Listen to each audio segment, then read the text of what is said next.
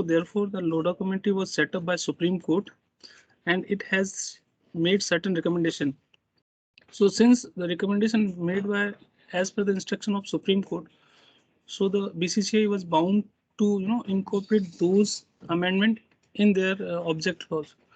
So as per income tax law, whenever there is any alteration, modification, or updation in the object of any charitable trust, then they are duty bound to apply for re-registration.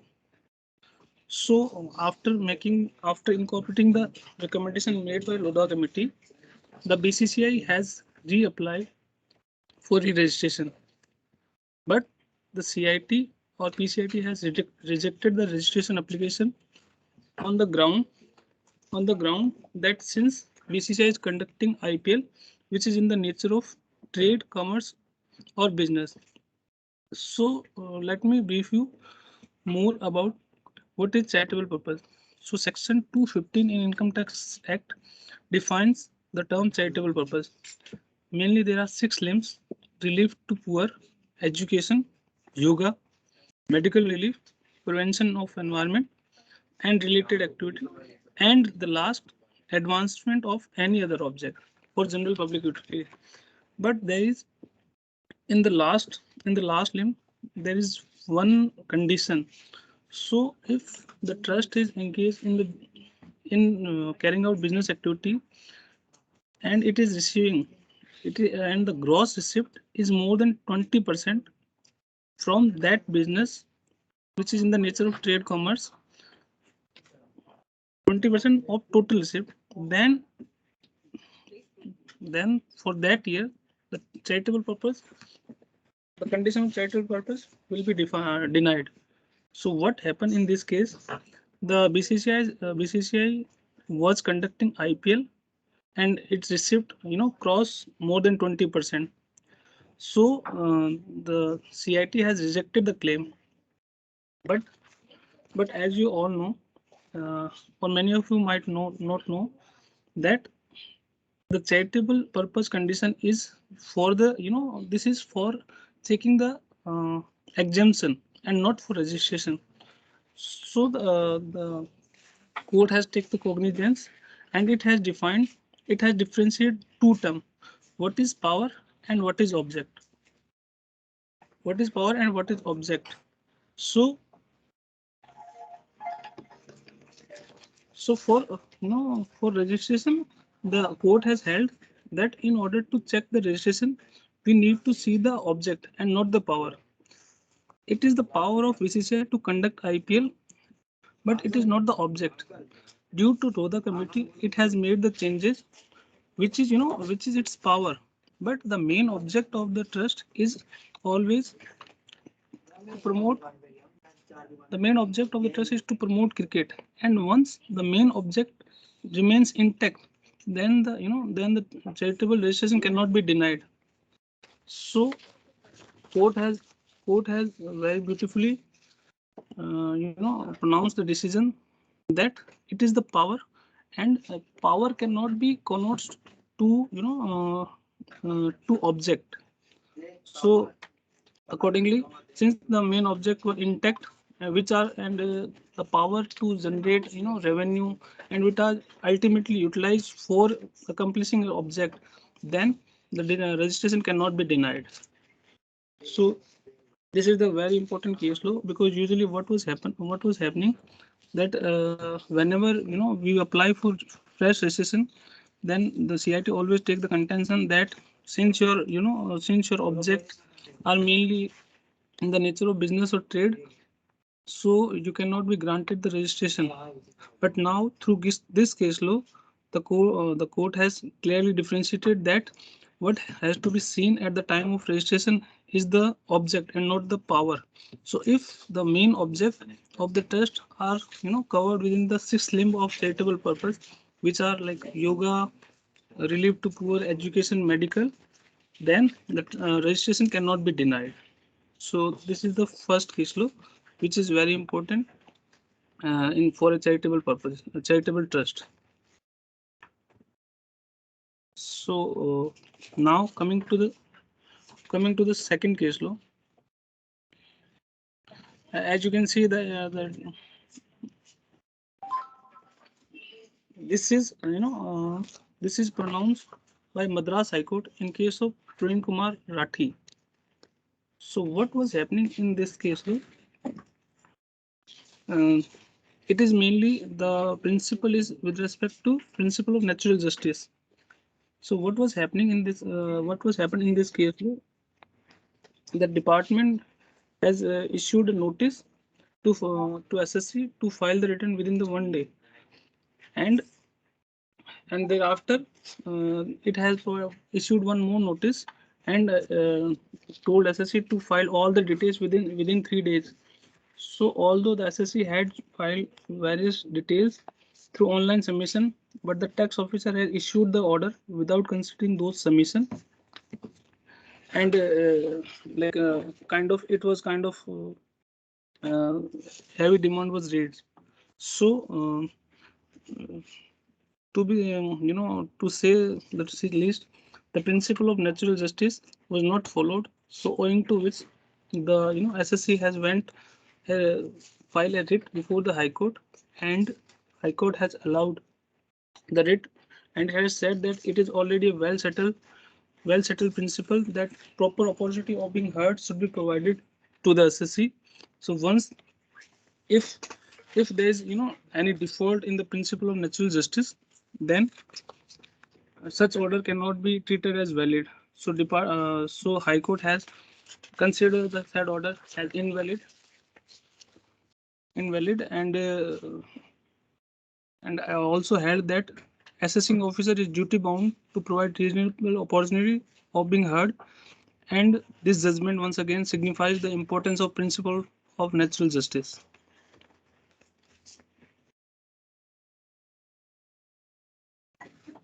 Now coming to the next case law, which is mainly pertaining to royalty FTS and section 44 DA.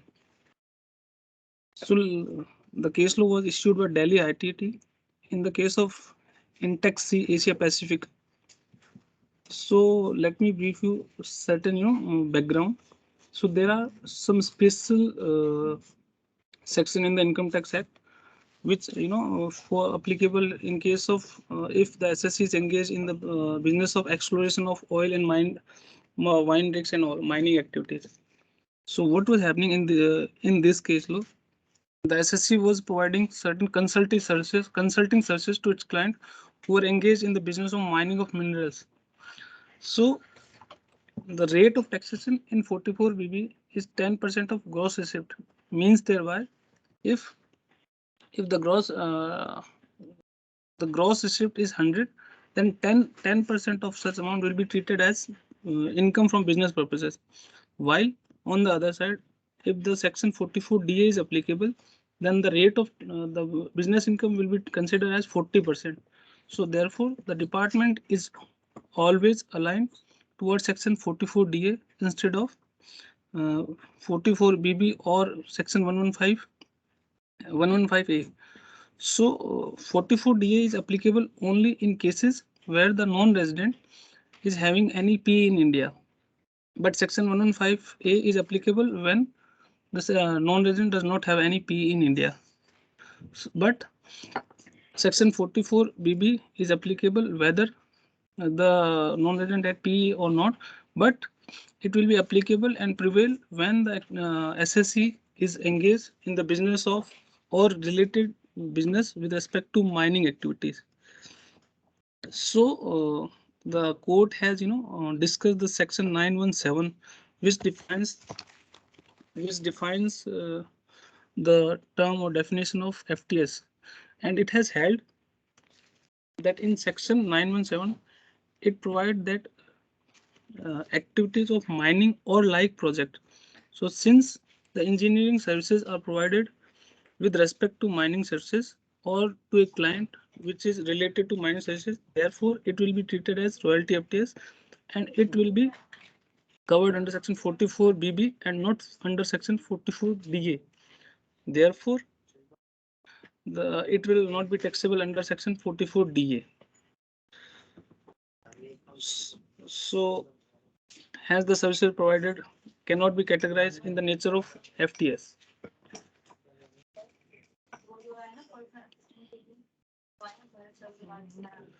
So the judgment of the case law that has held that as long as the services are related to mining or like project, such services shall be treated as mining or like nature, even though such activities need not be itself be mining or like nature, and the services provided to ONGC by the client by the SSC to be regarded as exclusion to FTS under section 1917, and the receipt shall be taxable under section 44 BB.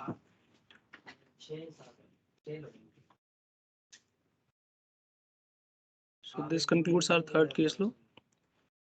So now coming to the fourth case law, this is mainly pertaining to use of land, or within this is mainly pertaining to capital gain on agriculture land.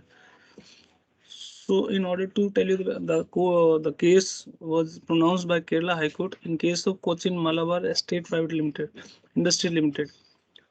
So the SSC was a public limited company engaged in the nature of cultivation, processing, trading in tea.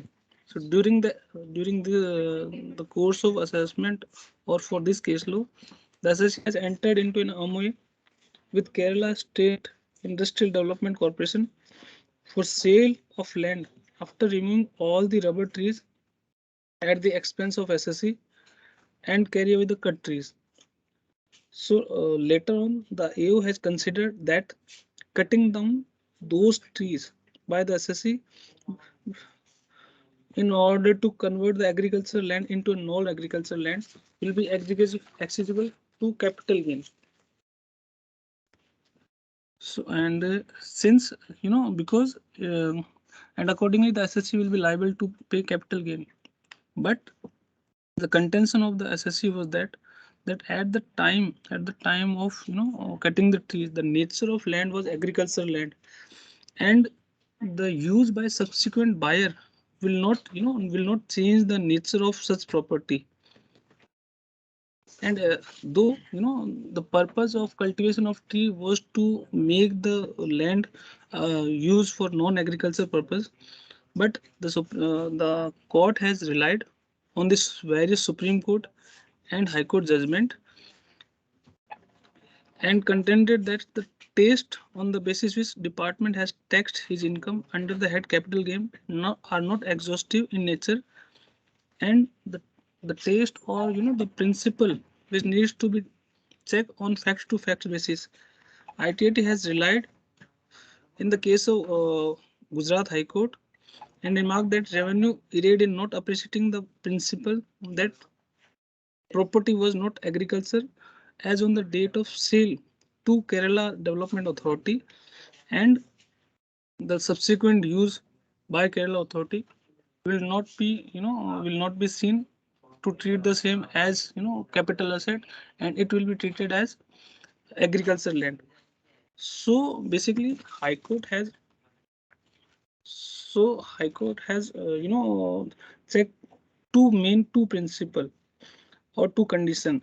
So what needs to be seen in order to treat the same as capital asset or in agricultural land, that first the land, whether the land has been registered as an agricultural land in municipal records, and till the date of sale the land is exploited for agricultural purposes by the SSC.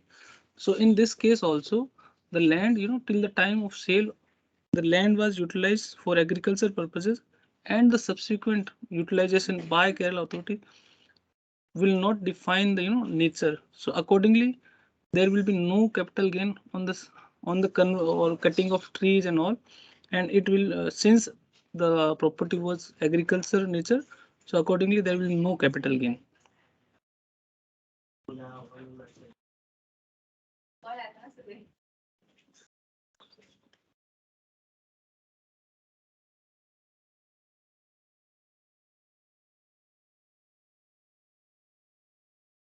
So coming to the next case law.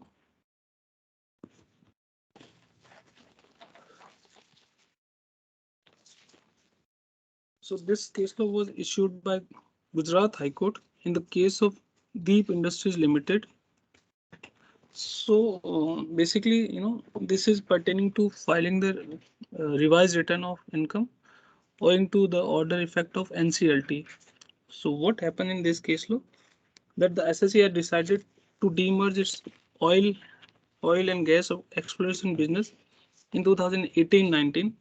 Yeah, and the and which was in order to comply with the NCLT order. So NCLT, you might be aware that whenever there is a merger and acquisition condition, there is always time like 2 to 3 years, uh, like almost there is a time of 2 to 3 years. But by the time the order of NCLT received, the date to file the revised return most of the time always expired. So the department was, and in this case also, when the NCLT order was received by the SSC, the time to file the revised return has already expired. So during the course of assessment, the SSC has filed the revised return manually because it was not able to file it online. But the AO has the AO has denied the revised return on the contention that as per section 139(5), SSC can only file return in electronic form and not manually. And accordingly, they have passed the order on the basis of original return. So it is major problem for all the cases whenever there is a merger and acquisition happen. So the court, there is a very famous case law of Supreme Court in case of Dalmia Power, which laid down the principle that if the delay of filing of return was not caused due to omission or wrong statement, then the provision of section 139(5) will not be applicable. And revised return, even though it is filed physical or not electronic, is mandatory required to be considered. So accordingly, so in this case law also, as such, there was no default or omission of the SSC. So the department was duty bound or liable to accept the manual return. So the High Court has take the cognizance and relying on the Supreme Court judgment as well as High Court judgment in case of Babu Bhai Raman Bhai Patel, and held that SSC is entitled to file the revised return. Hence, it has quashed the order passed by SSU and ordered fresh proceeding to on the basis of revised return. So this is again well settled principles. Whenever there is order of NCLT or in case of merger acquisition, the SSC can file the return revised return manually and not electronic. Even there are other options also. We can place an application before CBDT to consider under section 119 to consider the manual return. And during the course of assessment, the revised return can be filed. So this is the end of our first session, which is with respect to case laws. So now coming to the second phase, which are mainly related to recent notification or circular or press release issued in the month of November. So the first one which I'm going to discuss is AIS. This is very important for everyone and for all the SSC. So, to tell you the background, the AIS was introduced in last year budget, but due to technical glitches or maybe due to lockdown, it was not made available for SSC, and it was recently rolled out for SSC in the last month. And now, any one of us can check our AIS on income tax portal, and we can view the information. Though what is AIS? So AIS contains all the information with respect to be it like trading in securities, mutual funds, dividend income, or capital gain income, or salary income. So it is more comprehensive version of 26 years. So it is not mean that though we are now able to see the information, but it was already available with the tax department. So now what department has through this rollout has tried to provide more information to the SSC. So thereby now whenever we are filing the return of income, it is duty bound, or we must ensure that we always first of all like we used to check the 26 years, now we also need to check the AIS information, because there might be various situation, even client also don't provide correct or complete information. So through this AIS information, at least we can guide them or we can highlight them that, sir, this is the particular information you need to check this, and though you have not shared, or even though you have shared, but this detail is not matching with the information as reflecting in AIS. So this is very, very important. So please, whoever is filing the return of income, please do check the AIS information reflecting in AIS before filing any return of income. And although it is, it is not, I would say, complete or correct, because right now it is not reflecting certain transaction like future and option or saving bank interest, but government is, the government is in process to make it more comprehensive and more correct. So by the time, like, it will take some time, but after some time it will show all the details. So in order to tell you the background, so how information come in AIS. So whenever we provide our PAN for any particular transaction, be it for taking credit cards, or for trading in shares, or for demat account, or for depositing some amount in bank, the these authorities are duty bound to report all these transactions which are above any particular threshold limit to government. So the AI is nothing but the collection, or collection of all the data collected from different department. So therefore, the department or tax department has all the information wherever we give our PAN. So this concludes like AIS. So coming to the next notification. So this is also like very important. This is mainly the notification for guidelines was pertaining to section 194O, 194Q, and 2061H. So 2061H department, the department has, in order to like broaden the tax base and to expand its coverage, has recently expanded the TDS and TCS section. So now if there's sale or purchase of more than 50 lakh, then the in case of purchase, the buyer is liable to collect TDS under section 194Q. And prior to that, if the seller is selling goods more than 50 lakh, then is also liable to collect the TCS on sale of goods.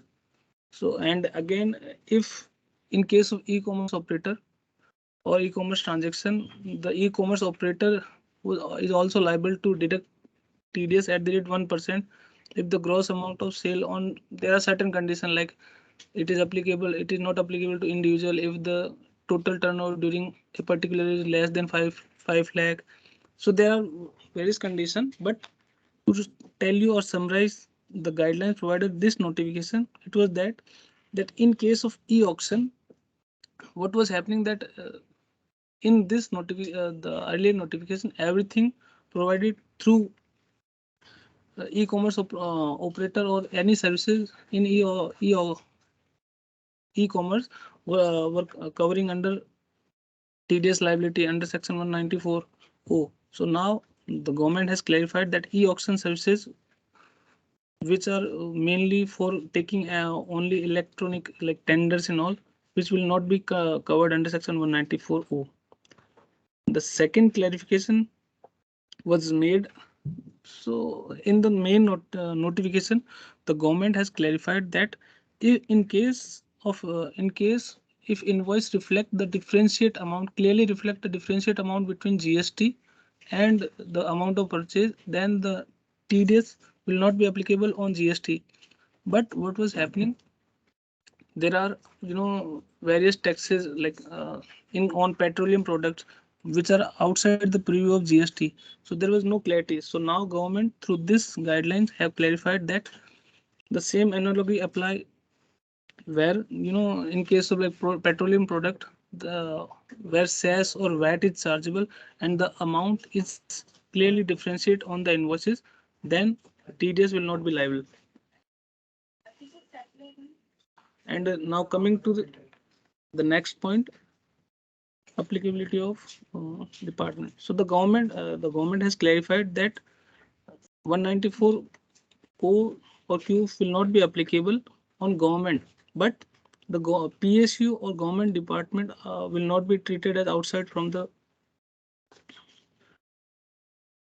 purview of 194Q, although central government and state government will not be covered under section 194Q. So coming to the next point, which is e-settlement scheme. Though I would say it is almost redundant because the settlement settlement commission has already been withdrawn from last year budget, but there's some pending cases. So the government has through this notification has said that if there was any litigation which was pending before settlement commission or they have not withdrawn, the government has provided 3 months time to withdraw the application. But if anyone has not withdrawn the application, then those application will be entertained through e-settlement scheme and there will be no personal hearing and subject to certain exception or precondition. So coming to this, mainly this concludes our today's session. This is income tax calendar and update, and this is the summary of search and seizure. So if anyone have any query, then please let me know.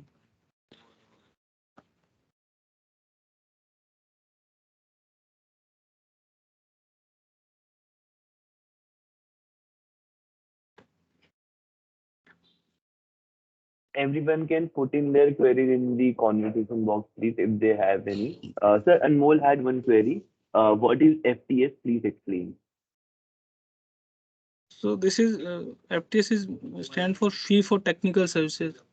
So if I say this is a very broad concept, but if I say that the professional charges like which involve technicality or advisory or consulting are mainly covered under FTS, fee for technical services. This also includes accounting and all.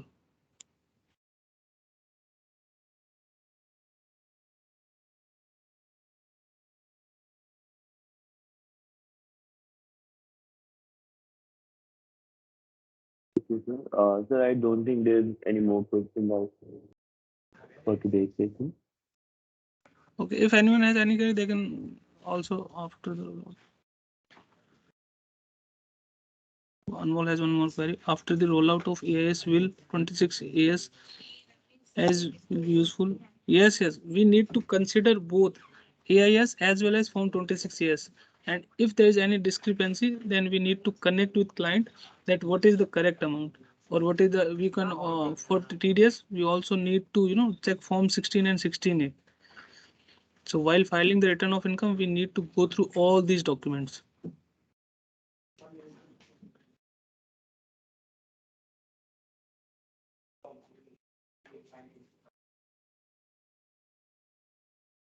Any more query?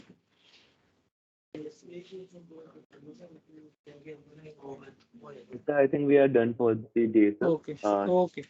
If there's any Okay. more queries, we can anyone can send us a mail, Correct. and Om sir will answer the same. Sure. Okay. Okay. Thank you. Thank you for Thank you so much Thank you for the so much. session, sir. Thank you so much for this Thank you. informative session. Okay. Thank you.